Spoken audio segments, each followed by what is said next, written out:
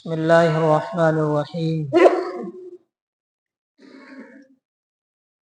الحمد لله وكفى وسلام على عباده الذين اصطفى. أما بعد فقد قال الله تبارك وتعالى في القرآن المجيد: فأعوذ بالله من الشيطان الرجيم. بسم الله الرحمن الرحيم. والعصر إن الإنسان لفي خسر. وقال في مقام آخر: يا أيها الذين آمنوا اتقوا الله ولتنظر نفس ما قدمت لغد. وقال في مقام آخر: وأنفقوا مما رزقناكم من قبل أن يأتي أحدكم الموت فيقول ربي لولا أخرتني إلى أجل قريب فأصدق وأكن من الصالحين. صدق اللہ مولانا العلی العظیم.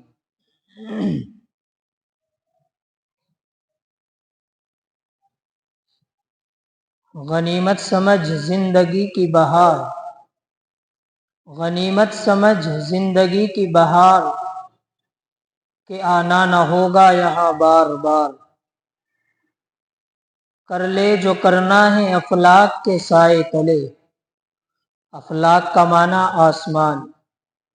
کر لے جو کرنا ہے افلاک کے سائے تلے، حشر تک سوتا رہے گا خاک کے سائے تلے.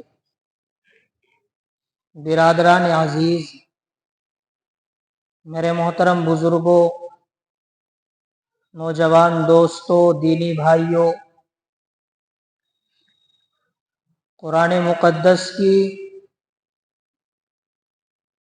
3 چھوٹی چھوٹی سی آیتیں آپ کے سامنے پڑھی ہیں. پہلی آیت جو پڑھی گئی وہ سورہ عصر کی پہلی آیت ہے، جس کے متعلق پچھلے ہفتے کچھ باتیں آپ کے سامنے بیان کی گئی تھی.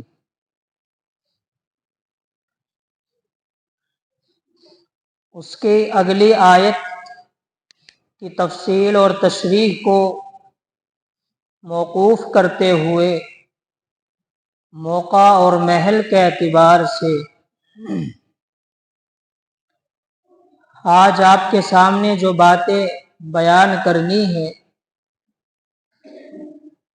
وہ ہے نئے سال کے اعتبار سے، کیونکہ ہماری منشا اور مقصد ہوتا ہے کہ موقع اور محل کے اعتبار سے آپ کے سامنے کچھ باتیں بیان کی جائے. چونکہ شمسی کیلنڈر کے اعتبار سے یہ سال کا آخری مہینہ ہے اور آخری مہینے کے آخری ایام چل رہے ہیں. اس کے بعد یہ سال پورا ہو جائے گا اور اس کے بعد دوسرا نیا سال 2026 ہمارے سامنے آ جائے گا. تو نئے سال کو لے کر بہت ساری ایسی باتیں ہیں اور ایسی خرافات ہیں اور ایسے کام ہیں جو اللہ کے غضب کو دعوت دیتے ہیں.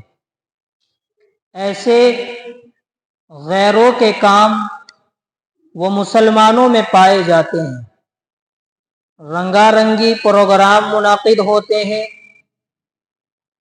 اور ہیپی نیو ایئر کے نام سے مبارکبادی دی جاتی ہے. تو ہم کو سمجھنا یہ ہے زندگی کا کوئی بھی شعبہ ہو، ہر شعبے میں ہم سب کے سامنے مشعل راہ اور کامیابی دلانے کا جو اسوہ اور نمونہ ہے وہ سرکار دو عالم صلی اللہ علیہ وسلم کی ذات ہے. کہ آخر شریعت کے اندر اور آپ صلی اللہ علیہ وسلم کے اسوہ اور زندگی کے اندر اور سیرت طیبہ کے اندر کیا یہ باتیں صحیح ہے، یہ کام صحیح ہے یا صحیح نہیں؟ اور یہ بات سمجھ لینی چاہیے کہ کامیابی اگر ملنی ہے تو وہ نبی پاک صلی اللہ علیہ وسلم کے طریقے میں ملنی ہے۔ آپ کے طریقے کو چھوڑ کر جو بھی طریقہ اختیار کیا جائے گا وہ طریقہ کامیابی ہم سب کو نہیں دلا سکتا۔ ہمیں اگر جنت میں اعلیٰ مقام حاصل کرنا ہے اور زندگی کو خوشحالی اور سکون کے ساتھ گزارنا ہے تو نبی پاک صلی اللہ علیہ وسلم کے اسوہ حسنہ کے مطابق زندگی گزارنی ہوگی، آپ کی سیرت طیبہ سے متعلق زندگی گزارنی ہوگی۔ بہرحال یہ جو نیا سال شروع ہونے والا ہے یہ اسلامی نیا سال نہیں ہے۔ ویسے تو سارے مہینے ہی اللہ تبارک و تعالیٰ نے بنائے ہیں، لیکن مسلمانوں کا جو نیا سال شروع ہوتا ہے اس سے امت کا بہت بڑا طبقہ ناواقف ہے۔ جیسے انگریزی مہینے ہوتے ہیں جنوری، فروری، مارچ، دسمبر تک، ایسے ہی اردو مہینے بھی ہیں جن کی شروعات محرم الحرام سے ہوتی ہے اور ختم ذی الحجہ پر ہوتے ہیں۔ تو جیسے انگریزی میں 12 مہینے ہیں ایسے ہی اردو کے بھی 12 مہینے ہیں۔ ہم میں سے کچھ کو کچھ مہینے یاد ہوتے ہیں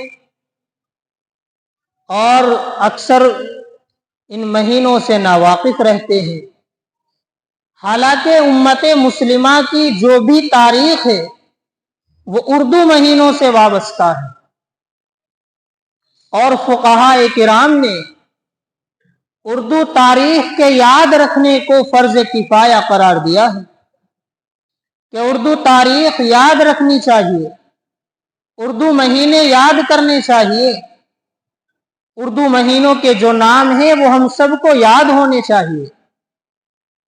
تو اسلامی اعتبار سے مسلمانوں کا جو نیا سال شروع ہوتا ہے وہ محرم الحرام سے ہوتا ہے۔ جنوری سے جو نیا سال شروع ہوتا ہے اگرچہ یہ بھی اللہ کا بنایا ہوا ہے، لیکن اس نئے سال کو لے کر جو بہت سارے غلط کام مسلمانوں میں آ گئے وہ غیروں کے ہیں، وہ عیسائیوں کے ہیں۔ ہیپی نیو ایئر کے اسٹیٹس لگانا اور اس کی مبارکباد دینا یہ اسلامی طریقہ نہیں ہے، یہ اسلامی طریقہ نہیں ہے، شریعت کے اندر اس کا کوئی ثبوت نہیں۔ انسانی زندگی کا ہر نیا سال اس کو ایک پیغام دینے کے لیے آتا ہے، ایک پیغام دیتا ہے کہ اگر ہماری زندگی میں 60 سال تھے، 20 سال گزر گئے تو 20 سال کم ہو گئے، اب ہماری زندگی میں 30 سال 40 سال رہ گئے، تو یہ اس کو دعوت فکر دیتا ہے کہ اپنی زندگی کا محاسبہ کرو، اپنی زندگی کا جائزہ لو کہ تمہاری زندگی کے سال گھٹتے جا رہے ہیں۔ اب سال کے گھٹنے پر اور انسان کو یہ جو سال گزرتے ہوئے اور جو سال گھٹ رہے ہیں یہ انسان کو انسان کی موت کے قریب کر رہے ہیں۔ اب جب زندگی موت کے قریب ہوتی جا رہی ہے تو اس پر خوشی کس نام کی اور کس کام کی؟ اس پر تو اللہ تعالیٰ سے دعا کرنی چاہیے اور اپنی زندگی کا محاسبہ کرنا چاہیے، غور و فکر کرنی چاہیے۔ اگر ہمارا یہ گزشتہ سال اللہ کی نافرمانیوں میں گزر گیا تو اب موقع ہے کہ اللہ تعالیٰ سے دعا کی جائے اور توبہ کی جائے اور آئندہ سال کے لیے یہ عزم کیا جائے کہ انشاءاللہ اللہ کے احکام کے مطابق آنے والا سال میری زندگی کا گزرے گا انشاءاللہ۔ لیکن اس کے خلاف ہم باتیں سنتے تو ہیں لیکن سننے تک محدود رہ جاتی ہیں، عمل ہماری زندگیوں سے نکل چکا ہے اور عمل سے ہم کوسوں دور ہوتے جا رہے ہیں۔ زندگی کا محاسبہ کرنا چاہیے اور زندگی کا جائزہ لینا چاہیے کہ ہم موت کے قریب ہوتے جا رہے ہیں۔ ایک شاعر نے بہت اچھا شعر کہا ہے کہ ایک اینٹ اور گر گئی دیوار حیات سے، ایک اینٹ اور گر گئی دیوار حیات سے، نادان کہہ رہے ہیں نیا سال مبارک۔ اس میں مبارک بادی دینا اور خوشی کا اظہار کرنا کسی کام کا نہیں، اس پر تو افسوس اور زندگی کا محاسبہ کرنا ہے۔ قرآن کریم کی دوسری آیت کا ایک ٹکڑا آپ کے سامنے پڑھا۔ اللہ تعالیٰ ایمان والوں کو مخاطب کر کے فرماتے ہیں یا ایھا الذین آمنوا اتقوا اللہ، اے ایمان والو اللہ سے ڈرو، تقوی اختیار کرو، ولتنظر نفس ما قدمت لغد، اور ہر انسان غور کرے کہ اس نے آنے والے کل کے لیے کیا آگے بھیجا ہے۔ اللہ تعالیٰ نے اس آیت کریمہ سے ہمیں یہ سمجھا دیا، آنے والے کل سے مراد قیامت کا دن ہے کہ قیامت ہمارے سامنے اتنی ہی قریب ہے جیسے کل کا دن آتا ہے۔ آنے والے کل کا لفظ استعمال کیا کہ آنے والے کل کے لیے کیا تیاری کی ہے، غور و فکر کرے۔ یہ ایسے ہی ہے، قیامت ہمارے اتنی ہی قریب ہے جیسے کل کا دن آتا ہے۔ ہم یہ سمجھتے ہیں کہ ابھی تو بہت دور ہے، ابھی میں جوان ہوں، بوڑھا ہوں گا اور بہت سارے کام کیے جائیں گے، اس کے بعد قیامت آئے گی۔ ایسا نہیں، یہ تو بہت قریب ہے۔ اللہ تعالیٰ کہتے ہیں کل کے لیے کیا آگے بھیجا ہے اس کی تیاری کرو۔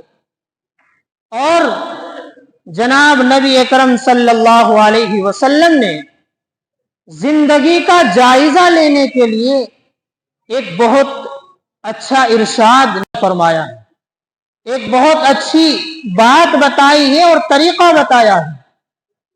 اور وہ حدیث کہ جب اس کو دل کے کانوں سے سنا جاتا ہے تو پتہ چلتا ہے کہ اس حدیث کے اندر کیا نبوت کا نور جھلکتا ہے۔